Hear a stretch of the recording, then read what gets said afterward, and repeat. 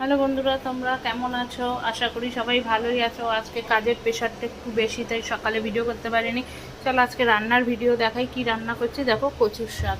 কচুর শাকগুলো কালকে রাত্রে কেটে রেখেছি, কেটে সেদ্ধ করে নিলাম, নিয়ে নামিয়ে রাখলাম। ইলিশ মাছের দুটো মাথা, আমার বর এই ইলিশ মাছের মাথা দিয়ে খেতে খুব ভালোবাসে, ওই জন্য ইলিশ মাছের মাথা দিয়েই আজকে কচুর শাক করবো।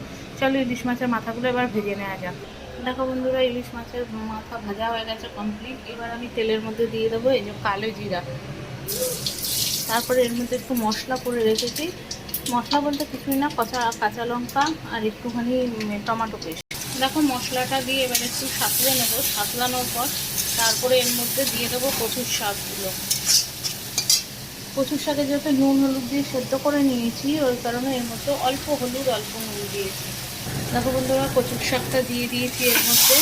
কচুর শাকটা খুব ভালো, যে টাকা দেয় এত ভালো কচুর শাকটা, মানে মনের মতো একদম আঠা আঠা, কোনো নেই, অল্প সেদ্ধ করলেই হয়ে যায়। দেখো এবার এর মধ্যে ইলিশ মাছের মাথাগুলো দিয়ে দেবো। আমরা একটু মিষ্টি খাই, তার জন্য মিষ্টিও দেবো, মিষ্টি ছাড়া ভালো লাগে না।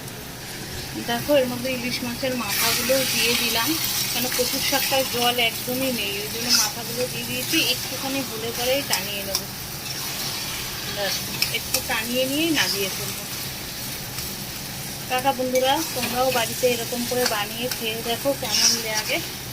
তবে মিষ্টি অতি অবশ্যই কচুর শাকে একটু দেবে, না দিতে পারে কচুর শাকের টেস্ট লাগে না। যে যেরকম খাও সেরকম দেবে, আমরা একটু বেশি মিষ্টি খাই তাই বেশি দিই।